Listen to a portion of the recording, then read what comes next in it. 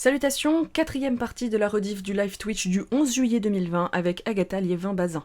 Après le test du miroir, sortez les cotillons et autres langues de belle-mère, voici venu le temps de parler du deuil, chez les animaux non humains. Bon visionnage. Moi, je passerais bien sur l'attachement et parler du deuil, si ça te... Eh ben, allez, Allez. soyons fous.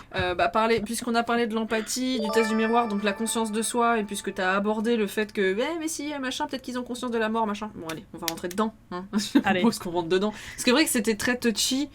Ça a pas l'air très très clair de toute façon. Enfin, je veux dire, je suis encore désolée, je crois que c'est là-dessus que j'étais la plus relou avec toi sur le script. Non, mais au contraire, de toute façon, moi, quand je demande une relecture, je demande aux gens d'être chiants. Après, je dis, je peux pas.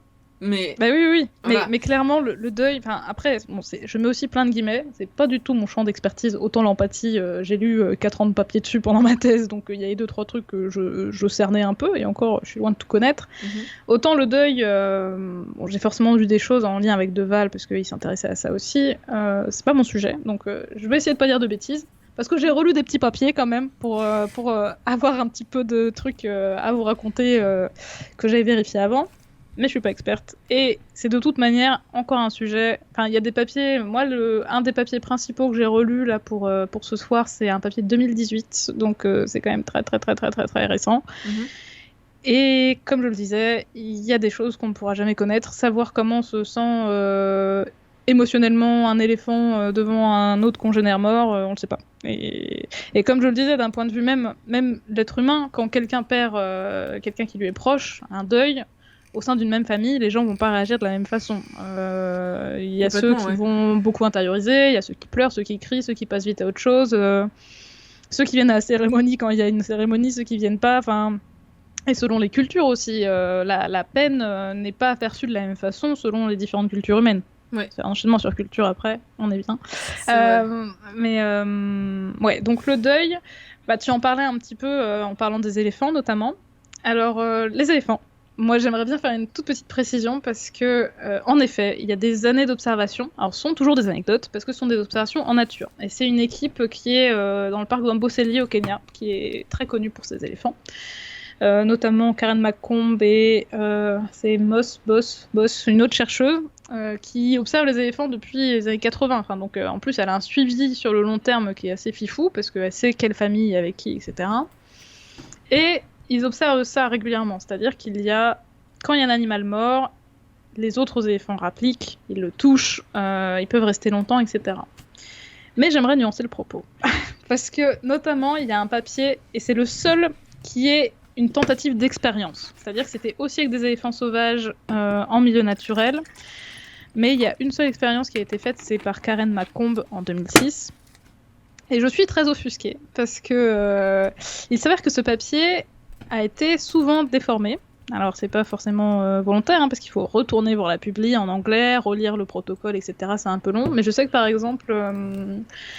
dans le livre de Marc Bekoff qui s'appelle Les émotions des animaux, je l'ai relu et il ne dit pas exactement ce que dit le papier d'origine. Donc je l'ai relu, j'espère ne pas dire de bêtises.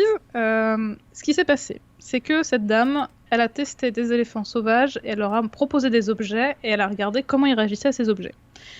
Elle a fait, du coup je relis mes petites notes à côté, elle a fait 3 tests. Premier test, 3 objets, un crâne d'éléphant, une défense d'éléphant en ivoire et un bout de bois. Et elle a regardé le temps passé à toucher, manipuler l'objet par plusieurs éléphants. La conclusion, c'est qu'ils sont plus intéressés par la défense que par le crâne. Ce qui déjà est assez surprenant. On pourrait se dire, bon, il y a un crâne entier d'éléphant, ils s'intéressent plus à la défense. Il y a un crâne avec les défenses ? Non, il y avait un crâne tout seul, une défense toute seule et un bout de bois. Peut-être parce qu'ils savent pas à quoi ressemble leur propre crâne, mais qu'une défense, ils ont déjà vu. Alors, l'hypothèse qui a été... Alors, bien sûr, ils s'intéressent quand même plus au crâne qu'au bout de bois, mais ils s'intéressent quand même plus à la défense. Alors là aussi, c'est des petits échantillons. Elle a pas pu tester des milliers d'éléphants. Elle a testé des éléphants qui passaient par là, donc je sais plus combien il y en avait, mais il y a peut-être 15-20 éléphants, je sais plus. Mais pas beaucoup. Et une de ces hypothèses, c'est que les défenses ont un rôle social chez les éléphants. C'est-à-dire qu'ils ont tendance à se toucher, les défenses, quand ils sont vivants, pour échanger. Donc c'est une hypothèse, que la défense, c'est un truc social, donc du coup, peut-être qu'ils le touchent plus, on sait pas. Deuxième cas de figure, elle a représenté 3 crânes. un crâne d'éléphant, un crâne de rhinocéros, un crâne de buffle. Et là, les éléphants ont passé plus de temps sur le crâne d'éléphant. Donc là, on se dit logique. Donc ça veut dire qu'ils identifient un crâne d'éléphant par rapport aux autres espèces. Là où elle a pu faire un test qui est assez ouf et qui là aussi montre que c'était un peu un one-shot parce que ça n'arrive pas tous les 4 matins, elle a fait un dernier test où elle a présenté 2 crânes de matriarches d'éléphants. Parce que justement, il y avait un des groupes d'éléphants dont la matriarche était morte quelques jours, semaines auparavant. Donc elle a présenté 2 crânes d'éléphantes, 2 crânes de matriarches, à la famille qui venait de perdre cette matriarche, donc dont le crâne était là, et une autre famille d'éléphants, ou plusieurs autres familles. Et ce qui s'est passé, c'est qu'il n'y avait pas de différence. C'est-à-dire que le groupe... Ils n'ont pas reconnu... Ils n'ont pas passé plus de temps sur le crâne de leur matriarche à eux que sur l'autre. Ils ont touché, manipulé les crânes. Et ce que ce papier montre, et ce qui est souvent déformé, c'est que les gens souvent disent « Ah bah les éléphants savent reconnaître leur mort ». C'est pas le cas. On voit qu'ils sont plus intéressés par... ils savent différencier un crâne d'éléphant et une défense d'éléphant, et ça les intéresse. Mais ils savent pas reconnaître un crâne d'animal mort pour dire ça c'est ma grand-mère. En même temps, bon.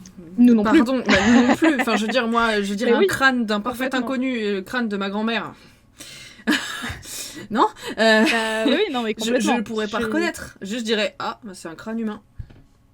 Complètement. Voilà. Mais du coup, ce que l'on peut conclure avec cette première manip, c'est que les éléphants ont un intérêt tout particulier pour les restes d'éléphants, mais on ne sait pas ce que ça évoque chez eux. Est-ce qu'ils se réunissent autour parce que ça les intéresse, parce que c'est un signal de danger, parce que quand tu vois quelqu'un de mort, toi, humain, les premiers, si on voit un cadavre quelque part, en général, on va voir ce qui se passe, mais on reste pas dans le coin, parce que s'il est mort, c'est qu'il y avait une bonne raison, donc soit il y a quelqu'un qui le bouffe, soit il y a une maladie, soit il y a quelque chose. Trouver un congénère mort, c'est souvent un signal de panique, d'alarme, il faut qu'on se casse. Donc, et c'est pour ça, bon, il se passe quelque chose chez les éléphants, mais moi, j'arrive pas à conclure qu'il y a une notion de deuil. Il y a un intérêt poussé pour ce qui se passe, ça les intéresse, mais on sait pas. Et j'ai lu un... Vas-y, excuse-moi. Non, mais je disais, mais justement, tu dis, oui, en effet, ça peut être il y a un effet informatif, un effet... ok, ça pue la merde. Bon, quand je dis je vulgarise là, vraiment, c'est une vulgarisation pure. Mais pourtant, enfin moi j'ai entendu plein d'histoires et puis l'anecdote aussi des éléphants qui se réunissent autour du petit machin, qui l'accompagnent. Après ça justement, j'aimerais bien revenir dessus juste après, à la lumière de ce dont on a parlé avant. Et puis surtout ces histoires d'éléphants qui reviennent tous les ans, toucher de nouveau le corps qui finalement maintenant n'est plus que des ossements, des machins, et apparemment cette espèce de recueillement à un endroit particulier, j'arrive pas à trouver le mot de rituel. Ouais, de rituel de... Ouais, je vois ce que tu veux dire, mais je cherche le mot aussi. Oui, le truc, c'est un truc... de recueillement religieux. Un peu. Ouais, de recueillement, mais non, le Mont-Saint-Michel, c'est un lieu de pèlerinage, voilà. Pèlerinage, tout à fait. Une sorte de pèlerinage pour aller retrouver les morts et puis se remémorer du truc, parce que les éléphants ont une grande mémoire. Voilà, tout ça. Et voilà. Alors, ça, pour le coup, les histoires de... Alors, pour continuer avec les éléphants, j'ai lu un autre papier, mais pareil, c'est un papier ponctuel, que je trouve intéressant, qui date de 2009, donc là, je lis, parce que celui-là, je l'ai ouvert 15 minutes avant le live, donc je ne l'ai pas lu en détail. Enfin, je l'ai survolé, et c'est un papier purement d'observation. C'est-à-dire que c'est pas une expérience, mais les chercheurs ont noté précisément ce qu'ils ont observé, dans un cas qui est ponctuel et rare, bien heureusement, c'est qu'il y a eu un cas de figure où un gros mâle éléphant était mortellement blessé. Et en fait, les rangers ont dû l'euthanasier parce qu'il avait des blessures à la tête qui étaient horribles et l'animal n'allait jamais s'en remettre, donc ils l'ont euthanasié. Et ils ont observé la réaction des autres éléphants. Qu'est-ce qui s'est passé au moment de l'euthanasie ? Alors, je regarde en même temps que je vous dise pas de bêtises. Donc, il a été euthanasié à 50 mètres d'un trou d'eau où il y avait d'autres éléphants qui venaient. Et ils marquent, au moment de la mort, approximativement 60 éléphants sont venus voir le mâle mort et se sont dispersés petit à petit. Et entre 15 minutes après la mort jusqu'à 2h30 après, ils ont observé qui venait, combien de temps il restait, ce qui se passait, quoi.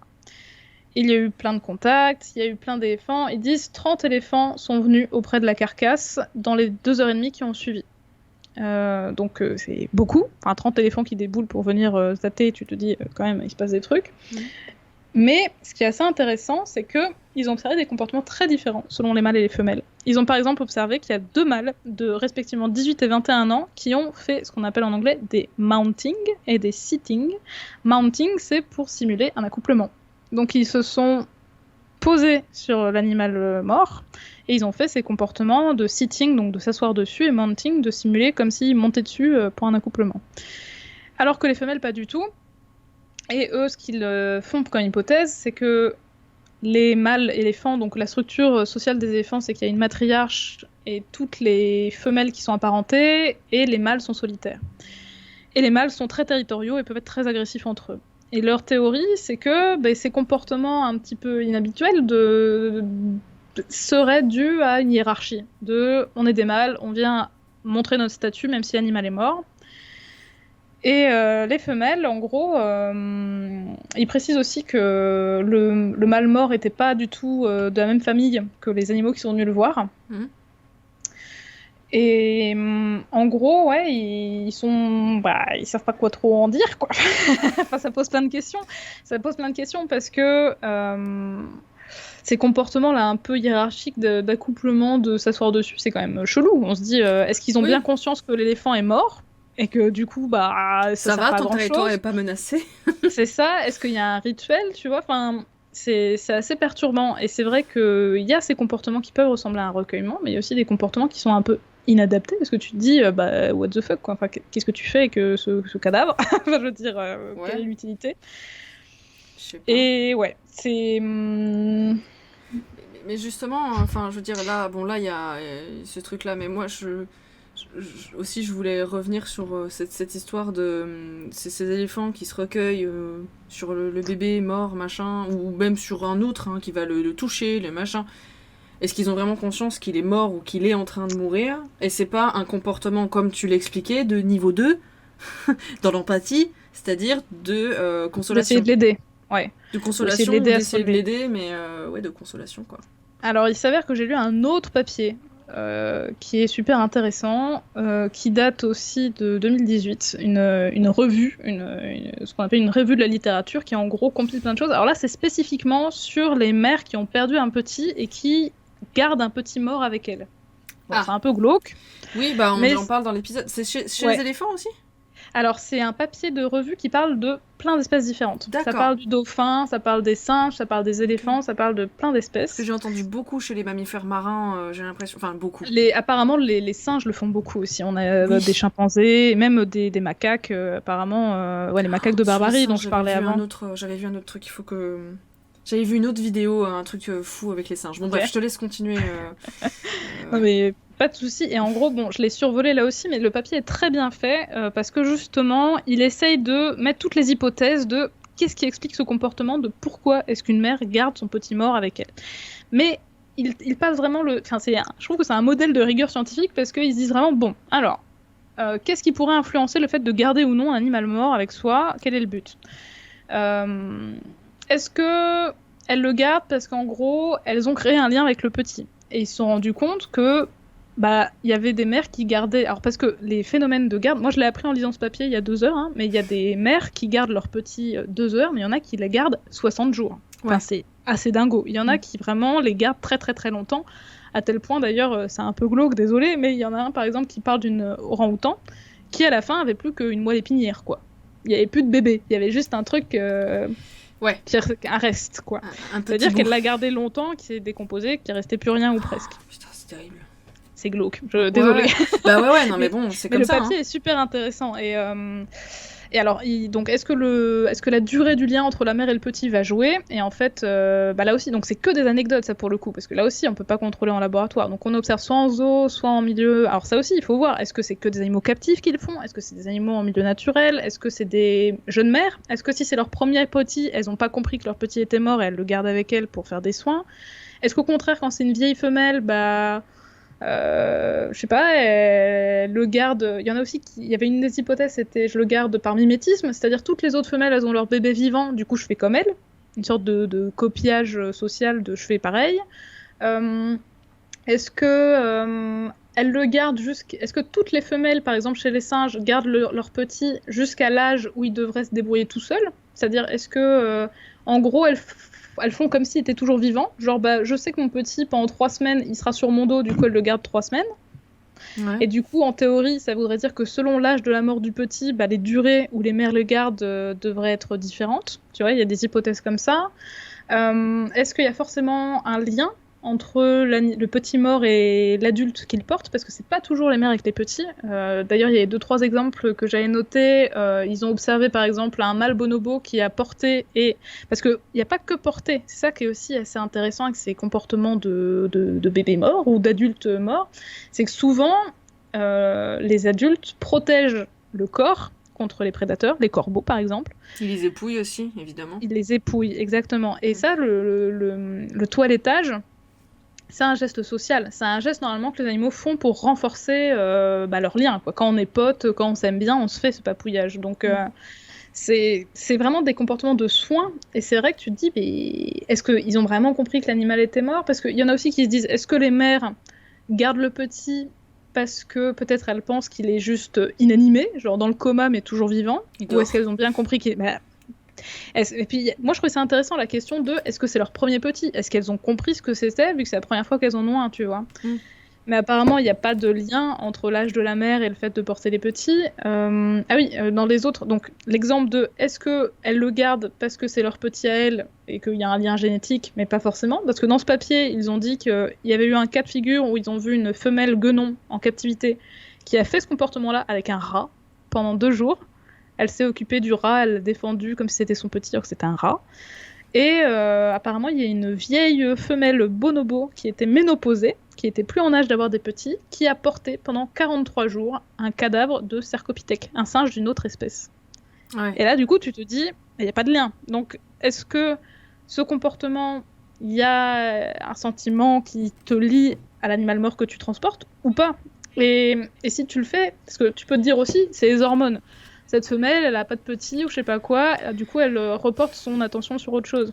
Mais là on parle d'une bonobo ménopausée, donc potentiellement elle est plus censée avoir des comportements... Oui, il y a un truc que je me demande, c'est que est-ce que ce genre de... Alors attention, c'est hyper hardcore, hein, mais est-ce que ce genre de comportement existe aussi chez les humains? Genre une sorte de problème psychologique où des femmes captent pas, mais je pense que oui. Il me semble que, à mon avis, tout a existé, donc il me semble que oui. Est-ce que, du fait que du coup on est des animaux extrêmement... Enfin, en plus on a l'éthique, on a la morale qui vient là-dessus, machin, et du coup évidemment, la mère va pas garder pendant 60 jours son bébé, mais certaines qui, pour le coup je pense plutôt des femmes, certaines qui refusent de comprendre que le bébé est mort. Le petit est mort. Ouais. Alors, je crois qu'il l'évoque dans le papier. Je l'ai passé vite fait parce que je me suis focalisée sur les autres bêtes.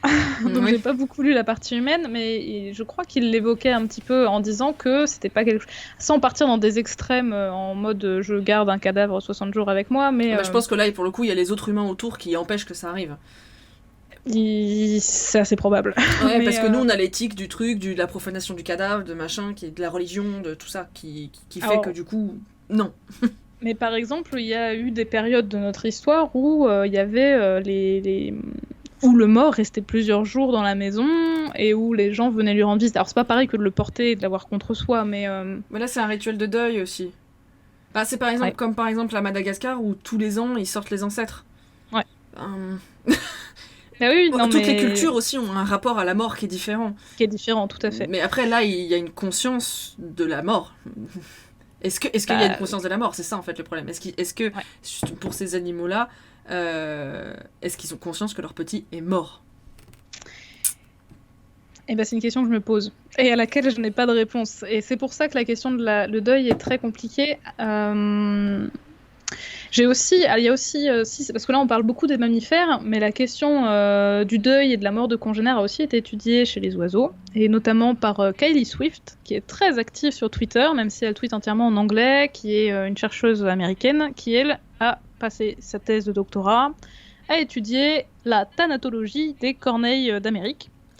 Donc en gros, elle a fait des manips où elle a mis des corneilles naturalisées en position recroquevillée, empaillées en mode je suis vivant, et genre des pigeons morts, etc., pour regarder comment réagissent les corneilles vivantes quand on leur montre un congénère mort. Alors là, du coup, il n'y avait pas de lien affectif, c'était pas mère-enfant, etc.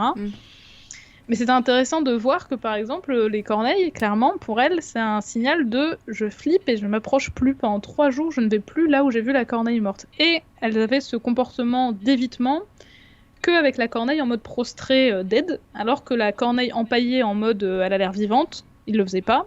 Et avec un pigeon mort, ils en avaient rien à péter non plus. Ce qui était important, c'est que c'était une corneille de la même espèce qu'elle qui était morte. Et donc, pour eux, c'est vraiment un signal de faut pas y aller, il y a un truc dangereux, voilà. Et il me semble, alors il faudrait que je relise aussi le papier, elle a aussi observé des comportements un peu chelous, un peu borderline, où il y a des corneilles qui viennent faire des comportements qui ressemblent à des comportements sexuels sur les oiseaux morts. Et voilà. Et ça, en fait, je pense faut mettre la morale de côté avec les animaux. Vraiment, faut pas voir ça sous ce spectre-là, parce que. Mais moi, c'est ce qui me fait beaucoup rire personnellement dans mes épisodes, hein, des fois. Il y a des trucs. D'ailleurs, j'ai pas fini, mais pour faire vraiment un petit peu vraiment chelou, avec l'histoire des mamans qui portent leur bébé, par exemple, ils se sont demandé si, en gros, les femelles ne pouvaient plus se reproduire le temps, entre guillemets, où elles portaient cet individu mort avec elles. Et ils ont observé qu'il y avait des fois des accouplements, alors qu'elles étaient encore en train de s'occuper des bébés morts. Et donc, ça veut dire qu'elles étaient toujours en capacité de se reproduire et d'avoir un cycle et d'être nouveau gestantes. Donc, bon. Voilà. Des accouplements avec des bébés morts, c'est super. Super. C'est un accessoire comme un autre. C'est ça. Quelle horreur. Donc voilà. Mais pour revenir donc sur les oiseaux, il y a et en fait, apparemment, il faudrait aussi que je relise le détail, mais vraiment, elle a un super site, pareil, je pourrais le mettre dans le Discord, dans les liens, qui s'appelle Corvid Lab, je crois, où elle parle vraiment de ses études sur les corvidés et elle, je crois qu'elle analysait comme étant surtout des jeunes oiseaux, et c'est en fait de la curiosité, quoi. Ils viennent voir, ils font des trucs un peu chelous, ils testent pour voir ce qui se passe. Et si tu veux, j'ai une petite vidéo qui a aussi fait un petit peu défrayer la chronique et dont on parle souvent. Elle est en vrac, elle s'appelle Rituel Pi, si tu veux. Elle est dans le fichier... Je l'avais pas mis dans un dossier. Ouais, alors attends une seconde. Oui, Rituel Pi. Attends une seconde, je réponds juste à un truc. Sur les sépultures, j'ai répondu dans le chat, mais en fait j'ai répondu de la merde, c'est pas du tout le néolithique, c'est juste que ça commence pareil que Néandertal. Donc, signe de première sépulture chez les hominidés, autour de 100 000 ans du fait de Néandertal et Sapiens. Voilà. J'ai dit de la merde j'ai dit néolithique alors que n'importe quoi. Moi j'y connais rien. Du coup, c'est pour ça que les humains. Je l'ai pris en note dans ma première version du script en fait. C'est pour ça que j'ai la réponse. Voilà. Bref, alors du coup, alors Pi, c'est ça, elle était pas dans un dossier, je l'ai vu en effet, Rituel Pi. Yes. Alors c'est aussi une vidéo qui a été beaucoup diffusée pour justement parler du deuil. Alors là aussi, si le chat est motivé pour regarder en détail. Ah oui. Ouais. Ah, on dirait qu'elles font une oraison funèbre. Bah, on peut voir ça comme ça. En fait, il y a plein de pies qui déboulent, qui sont autour d'un adulte qui a été percuté par une voiture. Enfin, un adulte, on sait pas, une pie. Pourquoi j'ai dit adulte ? Je ne sais pas, je pense être en manque de sucre, je crois. Si tu veux, on peut faire une pause après ça, hein, pour aller s'hydrater un coup. Pour remettre... Je crois que la gourde est vide, tu vois, je suis comme Gaïa, je pipole depuis tout à l'heure. Moi aussi. Et du coup, tu vois toutes ces pies qui tournent autour, et c'est vrai qu'on se dit, est-ce que... En plus, elles font plein de vocalisations, donc on se dit, est-ce que c'est une sorte de cri de chagrin, tu vois, pourquoi pas ? En plus, il y a un contact avec et tout, c'est vrai que c'est facile de se projeter. Hein. Ah bah oui, complètement. Et puis elle vient pas picorer méchant, genre je vais me nourrir avec. Enfin, ouais. on dirait par pas. Rapport à la corneille avec le hérisson qu'on avait vu, voilà. Ça n'a pas grand chose à voir. Hein. C'est pas pareil. Ouais. Alors après, donc je sais pas, c'est peut-être un temps de revoir ce que les gens disent. C'est compliqué. Oui. Voilà, il y a un débat sur la morale. Voilà. Les pies disent peut-être qu'est-ce que t'as avec toi ? C'est vrai qu'on a l'impression qu'elle vocalise et qu'elle se dirige vers l'oiseau. Il y a eu un coup qui était méchant là.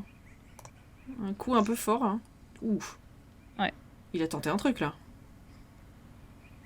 Enfin, il ou elle d'ailleurs, je ne sais pas. Oh, bah oui, là, il s'énerve, là. Je crois qu'il n'y a pas la même gestion du deuil selon les individus, là. Je crois qu'il y en a qui s'emballent. Il y en a qui vont plus vite que d'autres. Ouais. C'est bizarre. Ah, c'est intriguant. Alors là aussi, du coup... Ouais, il y a une vidéo de petits singes comme ça en Inde qui se fait électrocuter, ouais. Ouais, qui masse, enfin on a l'impression qu'il masse et qu'il fait un massage cardiaque, mais bon, pareil... Ouais, sur les singes aussi, j'ai vu un truc... Bon, ouais. C'était ça par rapport aux singes électrocutés, du coup ça me fait reboucler sur un truc, sur les singes, sur la conscience de la mort, machin et tout, enfin... Tu te dis, oula, c'était des scientifiques, alors j'arrive pas à retrouver, je sais pas où est-ce qu'elle est la vidéo ni quoi que ce soit, des scientifiques qui voulaient filmer un groupe de singes, je sais plus de quelle espèce, mais qui fonctionnent en famille, enfin bon, voilà. Et du coup, en fait, pour placer une caméra au milieu de la, on va s'appeler ça la tribu, du groupe, ils avaient pris une peluche de singe en fait, mais Okay. ils avaient fait en sorte que ce soit un leurre, genre comme ça vous acceptez la caméra parce que c'est un individu. Okay. Et en fait, ils sont hyper curieux, donc ils vont un peu tapoter le truc, jusqu'à ce que la caméra tombe, en fait. La peluche tombe. Et là, bon, évidemment, anthropomorphisme, bonsoir, je ne sais pas, mais ça a l'air d'être un drame absolu. Mais genre, il a tué le petit. Parce que pour eux, c'était un petit, c'était un bébé, puisqu'il avait la même taille. Et après, apparemment, je sais plus, ils avaient le même, la même réaction que si c'était un petit qui était mort. Et ils ont mis la caméra, le petit, comme ça, au milieu, et tous les individus qui se regroupent autour et tout. Enfin, c'était poignant comme scène. Je sais pas si je peux retrouver ça. Mais c'est assez dingue aussi. Bon, on revient sur les pies, parce que sinon on n'arrivera jamais. En fait, si... là aussi, c'est un... Alors, j'ai lu un autre papier qui n'était pas de Kylie Swift, mais qui était aussi sur des corvisés, qui étaient sur des jets buissonniers, qui sont des animaux merveilleux aussi, qui ont été beaucoup étudiés pour tout ce qui est théorie de l'esprit, dont on parlait tout à l'heure. Mais si on parle de théorie de l'esprit, là, clairement, on va faire une nuit blanche. Et en fait, il démontrait que quand il y a un mort, la réaction le plus souvent, c'est qu'ils font ce qu'ils appelaient une cacophonie. C'est-à-dire que les oiseaux venaient et ils se mettaient tous à crier. Sans doute pour donner le signal qu'il se passait quelque chose de pas normal. Mais ce sont des cris d'alerte ou pas? Parce que ça a des cris différents. En plus, les pies, elles ont des vocalises qui sont tellement larges. Ouais. Voilà, mais souvent, le cri d'alerte, tu le repères vite, quoi. Alors, je veux pas te dire... Attends, tu sais quoi? Je vais réouvrir le papier pour être sûre de pas te dire de bêtises. Où est-ce que je l'ai mis? Et en tout cas, je sais pas si c'est les mêmes, mais j'ai pas l'impression que... Enfin, en tout cas, c'est pas les cris d'alerte que j'entends chez moi. Voilà, l'expérience personnelle. Nulle. Attends, Swift Washington. Ah oui, non, ça c'est son papier complet. Mais en gros, alors, la mal. Tu sais que j'ai même trouvé un papier. Alors celui-là, je l'ai vraiment survolé, donc je vais pas trop en parler. Qui ne parle que des relations chez les dauphins, chez les cétacés, les orques, etc., entre les mères et les petits, pour pareil essayer de comprendre. Bon, bah, j'ai fait la feignante, j'ai fait celle qui parlait de tous les animaux, comme ça je me suis dit j'ai une vision plus générale. Ouais. Et ben je retrouve plus cacophonie, du coup je pourrais pas te dire quel cri exact, mais ce qui se passe c'est que même s'il n'y a pas un lien de parenté, les oiseaux viennent, ils font plein de bruit et ils repartent. Et en fait si on regarde cette vidéo des pies en détail, il y a quelques petits trucs, alors là aussi on n'a pas le début, on sait pas comment s'est fait tuer l'oiseau, même si je pense qu'il s'est fait percuter, renverser par une voiture, ouais. On ne sait pas quel est le lien entre les pies qui sont là et celui qui est au sol. Mais une chose est sûre, celles qui sont vivantes et qui tournent autour de la pie morte sont des bébés. Ce sont des juvéniles. Et parce que si tu zoomes un petit peu sur la caméra, bon, tu peux pas le voir, mais il y a un truc qui ne peut être que fait des juvéniles, c'est que si tu regardes autour des yeux, il y a des petits espaces comme s'il leur manquait des plumes. Et oui, en fait, tout à fait, je le vois et bien là. Tu vois aussi la commissure des lèvres, c'est-à-dire qu'elles ont le coin du bec jaune. Et ça, c'est typiquement un truc de bébé. Et toutes les pies qu'on voit là sont des bébés. Alors est-ce que celle au sol c'est aussi un bébé ou c'est un adulte? Je ne sais pas. Mais c'est pas n'importe quelle pie qui sont venues. Ouais. Elles ont d'ailleurs le bec, l'intérieur de la bouche rose. C'est aussi un truc de petit. C'est vrai, je me suis fait la réflexion. C'est pour mieux viser, pour avoir à bouffer. Et clairement, du coup, tu te dis, ces jeunes, on parlait de la néophobie tout à l'heure, peut-être que c'est que des jeunes qui sont venus par pure curiosité et qui se mettent à vocaliser comme cette fameuse cacophonie que décrit la chercheuse américaine avec les jets. Et c'est peut-être en mode, on a vu un truc chelou, et qui crie autour comme un signal, quoi. Il y a un truc chelou. Ah oui, un truc chelou. Juste un truc chelou, pas oh là là, il y a Michel qui s'est fait renverser, il est mort. Après, je pense que, comme disait Kylie Swift, quand c'est un congénère, c'est-à-dire un animal de la même espèce que toi qui est dead, ça fait un truc qui fait que tu sens qu'il y a un problème, quoi. Ouais. Clairement, s'il y avait un pigeon mort, les pies réagiraient pas comme ça.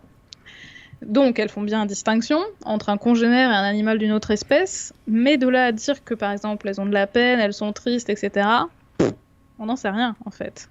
C'est possible, moi, je l'exclus pas, c'est une possibilité, mais là, en tout cas, avec les éléments qu'on a, on voit juste que ce sont des jeunes qui tripotent et qui, des fois, tapouillent même franchement le cadavre, sans doute pour l'inspecter, est-ce que, plus tard, elles vont le manger ? Je sais pas. Parce que là aussi, en truc un petit peu glauque dont j'ai pas parlé tout à l'heure, avec les mamans qui portent leur bébé mort, souvent, il y a du cannibalisme à la fin. Et ça pose aussi plein de questions. Parce que tu te dis, tu t'es baladé pendant 40 jours avec le cadavre de ton bébé, donc on peut se dire, oh là là, dis donc, c'est le deuil, c'est compliqué, et à la fin, tu le manges. Tu te dis, ouais. Pour qu'ils reviennent dedans. On n'a rien compris. Non, puis surtout, en fait, le cannibalisme, ça nous choque, nous, parce que pour nous, c'est un interdit, mais pour les animaux... Est-ce que c'est pas juste parce qu'elle arrive pas, elle arrive pas à s'alimenter correctement et que du coup elle a faim? Après, ce sont des jeunes, je pense, qui sont en âge d'être indépendants. C'est-à-dire qu'ils ont toutes leurs plumes, ils volent, ils sont juste un peu pâteaux parce que ils sortent toujours du nid de leurs parents, quoi. Ouais.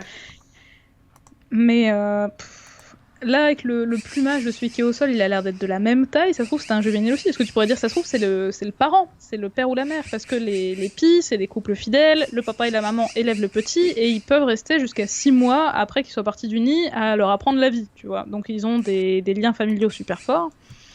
Mais là, rien ne dit que c'est un parent. Parce que tu pourrais dire au début, ça se trouve, ils viennent parce qu'ils lui réclament de la bouffe. Et ils n'ont pas forcément percuté qu'ils pouvaient plus bouger, etc. Ouais. Mais tu vois, c'est ultra compliqué de conclure. Et je sais que cette vidéo-là a fait énormément le buzz où c'est marqué cérémonie de deuil, les animaux aussi peuvent porter le deuil, etc. Et bah moi je dis peut-être, mais ça le prouve pas. Malheureusement. Ouais, c'est ça, ouais. Et c'est quoi ces coups de bec super méchants là? Et, bref, on dirait qu'il veut le becter. Putain, et là c'est quoi ça? Ouais. Bah ouais, donc je suis navrée, hein, je sais que je suis relou parce que je fais pas de vraies réponses. Ah non, mais en fait, je veux dire, je veux dire, quand on questionne des choses qui sont scientifiques, si on s'attend à avoir une réponse claire, nette, précise et surtout péremptoire et qui bougera jamais, bah... c'est mort. Tournez-vous vers les religions. C'est pas de la science, sinon c'est pas de la science. Il y a des trucs, on est sûr, mais des trucs comme ça où c'est tellement compliqué, et puis en plus... Enfin voilà, on a tous les billets du monde et on peut pas, comme tu... D'ailleurs, j'ai repris ta phrase de correction en fait dans le script, c'est on ne saura jamais ce qui se passe vraiment dans la tête des animaux. Jamais. Ouais. C'est très frustrant, hein. Moi la première, hein, j'adorerais savoir ce qui se passe dans la tête de Sépi à ce moment-là précis, hein, mais là on peut pas savoir. Ouais. Donc ouais, plein d'hypothèses et ouais, on ne sait pas. Et on ne saura peut-être jamais. Et c'est fort probable qu'on ne sache jamais, en fait. Bah ouais, parce que à part... parce que il y aura un moyen, hein, peut-être technologique, mais il faudrait être capable de regarder quelles zones du cerveau sont activées par les pieds au moment où elles vont voir un congénère mort. Donc ça veut dire qu'il faudrait les entraîner à aller dans un IRM ou faire des... J'imagine trop le bordel. Ah bah c'est un bordel sans nom. Et puis il faut... Et puis même les zones d'activation de cerveau, même chez l'humain, ça révèle pas pour autant l'émotion qu'on peut ressentir, parce que ce sont des choses différentes. L'activation d'une zone de cerveau va pas forcément être révélatrice de ce qu'on ressent à un moment donné. Donc, Ouais. Bon, bah écoute, sur le deuil, on n'aura pas plus de... Désolé. Mais c'est vrai que par exemple, la question des éléphants, moi je pense que je vais creuser le sujet, parce que c'est vrai que ça m'intéresse. Ce dont tu parlais, là, le fait de revenir tout le temps au même endroit, moi je t'avoue, j'ai pas vu de publi. sur le moi, sujet. c'est juste une Donc, idée reçue que j'ai. Parce d'accord. que. Enfin, une idée reçue. C'est des choses que j'entends. Puis moi, mon cerveau, dès que ça parle d'animaux, ça enregistre. Donc je saurais même pas te dire d'où ça vient. Mais il me semble que, ouais, il y avait. Puisque, en fait, les éléphants ont tendance à se déplacer en groupe et aller d'un endroit à un autre pour les se nourrir selon la saison. Il me semble qu'il y a un truc comme ça. Je sais que les matriarches savent, par exemple, revenir toujours au point d'eau. Et C'est des ça. points d'eau qui peuvent être très éloignés d'un point de vue géographique les uns des autres. Mais par exemple, et moi je l'ai appris sur le tard, pour une conférence, par exemple, l'idée du cimetière des éléphants, comme il y a dans le Roi Lion, c'est une idée reçue, ça n'existe pas. C'est-à-dire que on a trouvé des entassements d'ossements d'éléphants à des endroits précis, mais souvent c'était des éléphants qui n'avaient plus de défense, donc on peut se penser que c'est les résultats de charniers et d'abattage. C'est pas eux qui Ils sont pas enlevés leur défense avant de mourir, comme les dentiers, tu sais, t'enlèves, tu les mets dans le verre d'eau. Bien Ouais. sûr. On pense aussi qu'il y a beaucoup de vieux éléphants qui se sont pris dans des marécages, parce que les éléphants, en fait, ils ont toutes leurs dents pour toute leur vie, et quand ils sont usés, quand ils sont très vieux, ils peuvent plus mâcher, et on pense qu'ils se rapprochent des marécages où il y a des plantes plus faciles à manger, etc. Mais ils s'embourbent dedans et ils meurent, d'où le fait qu'il y aurait plusieurs endroits. Mais le fait qu'un éléphant qui se sent mourir se dit « Allez Robert, c'est l'heure, on y va », qui va à un endroit précis où tous les autres éléphants sont morts, ça c'est même, on peut le pister, je crois que c'est une idée reçue qui date de l'époque de Livingstone, c'est un peu la littérature des Anglais qui étaient en Afrique à l'époque de la colonisation, qui faisait ce truc un peu romantique, et ça n'existe pas. Mais je t'avoue, moi j'ai pas bien lu la littérature là, des chercheuses à Amboseli. Peut-être qu'elles ont fait le test de poser un crâne d'éléphant et de voir s'il revenait à plusieurs reprises. Mais ça, je t'avoue, moi, j'ai pas édonné. Donc, il faudrait que je creuse. Non. Est-ce qu'il y a des papiers là-dessus ou pas ? Non, mais je sais que j'ai entendu que comme ils passaient relativement souvent, justement pour rejoindre les points d'eau, les choses comme ça, relativement souvent à peu près sur le même chemin, pas forcément ils partaient exprès en pèlerinage pour revenir sur le corps ou sur le squelette, mais juste quand ils passaient à côté, ils marquaient un temps de pause, c'est ce que j'avais entendu, voilà, j'ai pas de source. Ils marqueraient un temps de pause et reprendraient leur chemin, mais genre, voilà, juste un peu pour marquer le coup et se remémorer tout ça. Enfin bon, c'est un peu l'interprétation qu'on pourrait faire rapidement, quoi. De pourquoi ils reviendraient là. Ouais. Bah écoute, je t'avoue, moi j'ai pas la réponse, donc il faudrait que je fouille. Mais je crois qu'il y a un ou deux papiers récents qui en gros ont essayé de répertorier toutes les observations autour d'éléphants morts de ces 20 dernières années et essayer voilà, pareil, de faire des liens. Mais là aussi, comme on disait, c'est des observations ponctuelles et on n'a pas toujours toutes les infos, quoi. Mais c'est toujours mieux que rien et ça permet aussi de dégrossir un peu le truc, quoi.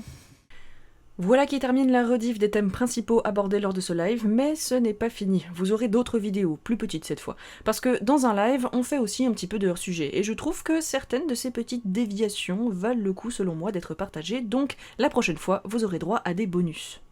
Ne vous inquiétez pas, de vrais épisodes arrivent aussi, mais ça vous a quand même fait une vidéo par semaine. On n'est plus habitué sur cette chaîne. Bon, vous habituez pas trop non plus, mais je vais essayer d'être un petit peu plus régulière. Allez, en attendant, n'oubliez pas de vous abonner, d'activer la petite cloche de notification, de me suivre sur les réseaux sociaux ainsi que sur Twitch, et j'ai toujours un Tipeee aussi. D'ailleurs, merci beaucoup aux tipeurs et tipeuses, votre soutien est vraiment très utile. Vous retrouverez tous les liens en description. À très bientôt pour de nouvelles histoires.